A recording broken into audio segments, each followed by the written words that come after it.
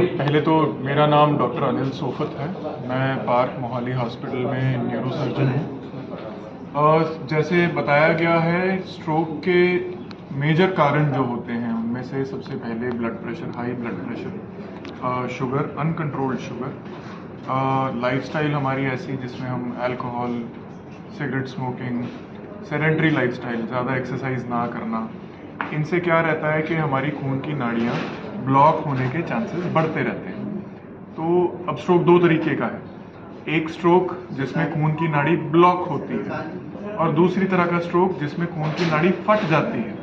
खून की नाड़ी ब्लॉक होना ज़्यादा कॉमन माना जाता है। वो 85% लोगों का स्ट्रोक जो होता है वो खून की नाड़ी ब्लॉक होने की वजह से होता है और 15% जो होता है वो खून की नाड़ी फटने की वजह से होता है। दोनों केसेस में एंड रिजल्ट ये है कि दिमाग की नसें जो हैं वो डैमेज हो रही हैं, न्यूरॉन्स, नर्व सेल्स जो हैं वो डैमेज हो रहे हैं और हमने वो डैमेज को प्रिवेंट करना है। प्रिवेंशन के बहुत सारे तरीके हैं। अगर खून की नाड़ी ब्लॉक हो रही है तो एक इंजेक्शन जो 4.5 से 6 घंटे में दिया जाना चाहिए। बाकी डॉक्टर साहब ने जैसे बताया 24 घंटे के अंदर अंदर मैकेनिकल थ्रोम्बेक्टमी कर सकते हैं। मेरा एज ए न्यूरोसर्जन रोल कहाँ आता है? अब दो तरीके के जो स्ट्रोक हैं उनमें हेमरेजिक स्ट्रोक जिसमें खून की नाड़ी फट जाती है, कई बारी अंदर जो ब्रेन के अंदर क्लॉट होता है वो इतना बड़ा हो जाता है कि उसकी वजह से ब्रेन में प्रेशर बहुत ज़्यादा बढ़ना शुरू हो जाता है और पेशेंट को और कोई तरीका नहीं सिवाय सर्जरी के हम पेशेंट को बचा सकते हैं। ब्रेन में अगर प्रेशर बहुत ज़्यादा बढ़ जाए तो ब्रेन का नुकसान इतना ज़्यादा हो जाता है कि पेशेंट की डेथ हो सकती है।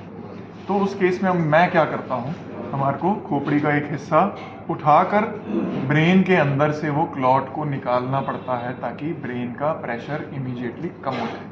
तो वो एक लाइफ सेविंग प्रोसीजर है जहाँ पर न्यूरोसर्जन की ज़रूरत होती है। खून की नाड़ी ब्लॉक होने की वजह से भी कई बार क्या होता है कि अगर कोई खून की बड़ी नाड़ी ब्लॉक हो रही है उसकी वजह से ब्रेन का अगर बहुत बड़ा हिस्सा डैमेज, काला पड़ रहा है, डैमेज हो रहा है, उसमें भी ब्रेन में प्रेशर बढ़ने के चांसेस होते हैं। ऐसे केसेस में भी मुझे खोपड़ी का एक हिस्सा उठा के ब्रेन को जगह देनी पड़ती है ताकि ब्रेन का प्रेशर रिलीज हो जाए और पेशेंट की जान बच जाए। सर कितनी देर के लिए होता है? कितना टाइम लगता है सर्जरी करने में डिपेंडिंग ऑन कितना बड़ा क्लॉट है, सर्जरी आपकी 1 घंटे की भी हो सकती है, 2 घंटे की, 3 घंटे की। हमारे हम एज पार्क हॉस्पिटल हम हर तरह के वर्क को केटर कर रहे हैं। हमारे पास सारे पैनल्स हैं और पैनल्स में हम आयुष्मान के पेशेंट्स भी कर रहे हैं,